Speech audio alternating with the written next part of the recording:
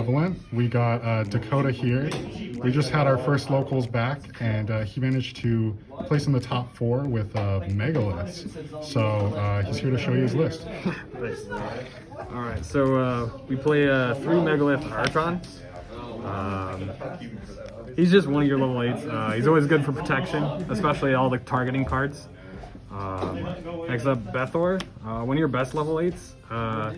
He pops cards equal to the number of ritual monsters you have in your graveyard when he's ritual summoned.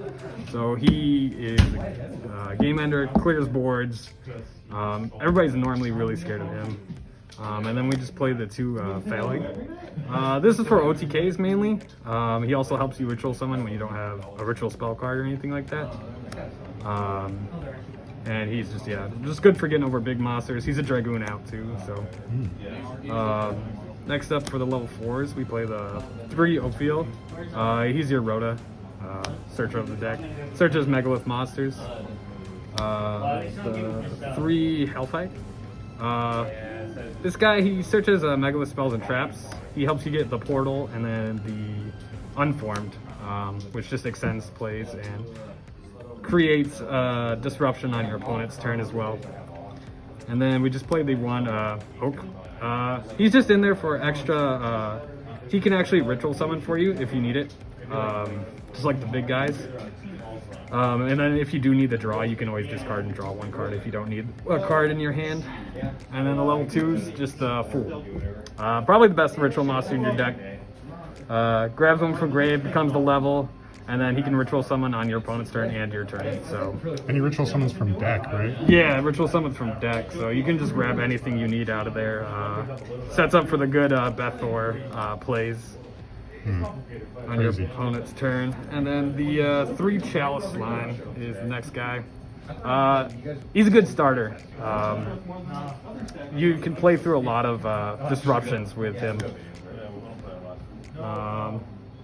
And then we just got the 1 Amorphage guy. This guy is actually pretty cool. I used him in a Zoo matchup actually. The guy was playing pure Zoo, but what he does is when he's ritual summoned, your opponent skips his next main phase 1, so they have to go to main phase 2. So they can't attack over anything. And then his second effect is if he's ritual summoned, you all face-up Xyz, Synchros, and Fusions are negated. So he's like a walking skill drain for the extra deck monsters. So it helps a lot with all those Zoo matchups and everything like that. Yeah, it sounds like it'd be very useful for making your opponent not be able to make Zeus too. Oh yeah, I just sit on him a lot. Yeah. When I can bring him out. And then for the monsters, so we got the 3 Manju, your searcher of the deck, good starter, followed by the 3 Senju. These are my only normal summons in the deck. They just help me search everything, so gotta play them. Now onto the incantations, we got the 3 Pencil Plume. You play 3 of him because in late game grind, when you've exiled like a lot of your resources, he helps you grab them back from the graveyard and continue like destroying your opponent's cards and just keep ritual summoning. You know, we need this deck runs out of gas a lot, especially after first turn. So, and then you just play the 2 Talos Mandra. You don't really want to see him. You kind of just want to special summon him. He's another Rhoda for your ritual monsters.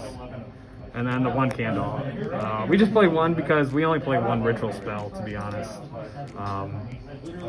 Because all the Megaliths can ritual summon with their monster cards. Yep. And then the 1 ritual spell just helps you out in places where you can't do that. Gotcha. Next up, we play. So I go for the infinite lock. So we got the Avian, the Lanius, the Thunderbird, and the Zephyros. These are your birds you play. The combo you normally go for. You normally want to go first with this deck. This is what I always do.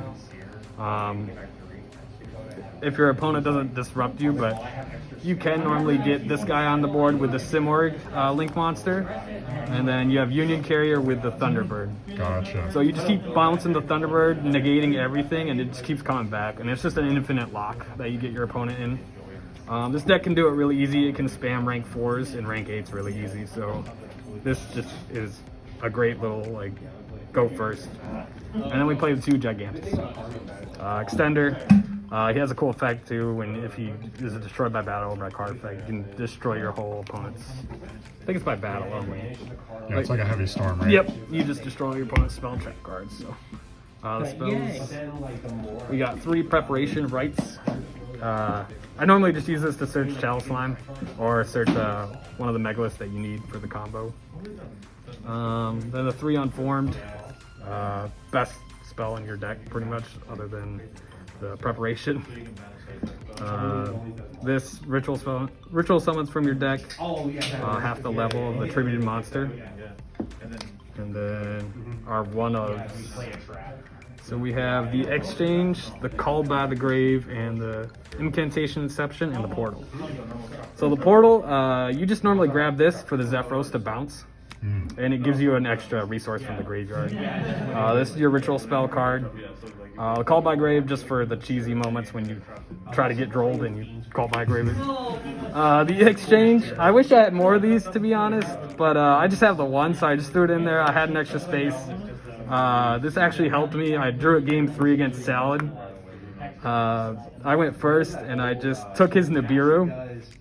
And I just full comboed him with the infinite loop, and then he had to play through infinite loop and his own Nibiru, and he just scooped out the deck. So would you run 3 exchange if you had them? I probably would, yeah. I'll definitely try it out. Probably take out the oak in here and like a gigantus maybe, because I don't use them that much. So I'll definitely try that. The extra deck is just the we got this big ritual guy. This guy is pretty cool. He's kind of like a towers. He helps you stall and just like end opponents.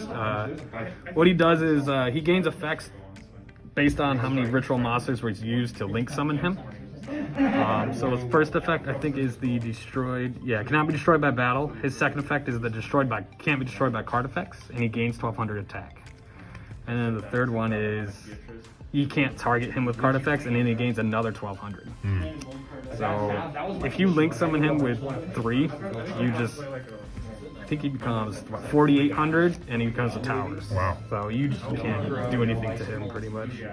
Then we have the Simorg for the lock, the Unicorn for utility, the Union Carrier for the lock as well, and then the Lane Wystrix. This guy helps you bring out Zephyros from the deck, and then from there you can just abuse the Zephyros.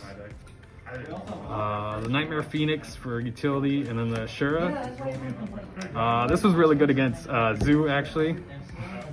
I stole somebody's Ram and made my own Trident with it. I do play Trident in this deck. Awesome. And he just couldn't play through it because he was top decking, so I just popped whatever he sent. The Granite for searching the Gigantus. And then 2 Force Tricks. This helps you search the Lanius in your deck to special summon, to link summon into the Wise Tricks. I played 2 because he is one of your choke points. If somebody ogres or ashes him, you kind of need a second one to go into to search that extender. The Tornado Dragon for back row decks, my Trident. And then I play this, the Dragubion package. This is for extra OTK. You can go into rank 8s a lot. So if you can't get the ritual guy off with that gains attack, you can just go into the rank 8 and just game him with 9,000 attack right there. So Very cool. doing the side deck? Yes. Okay.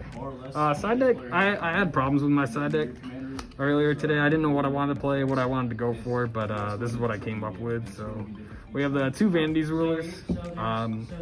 So after you try to do the infinite lock, or your opponent knows what you're trying to go for, you just side that all out and you side in these. Yeah. This just helps with, they're going to side Nibiru against you, or if they don't already have it. So you're just going to special summon 2, slap a Vanities Ruler on board, and just kind of sit there. And then 2 Ghost Spells. I think that's standard for everybody. 2 Deed Crows for graveyard reliant decks. 2 Drolls. And then 2 Cosmics and 1 Duster for back row. This is all just for back row. 3 Evenlies and the Red Reboot.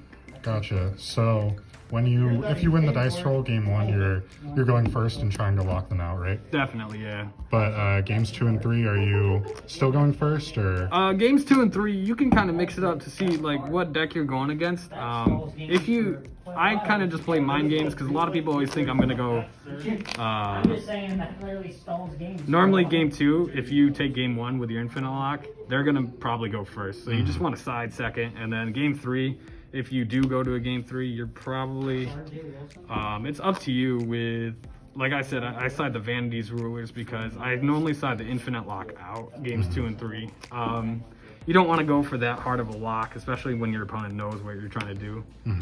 So you just slap the Rulers on, and then just kind of disrupt them with your Megalith cards, you know what I mean? Gotcha. And so, besides maybe trying out more exchange, is there anything else you would change about the deck?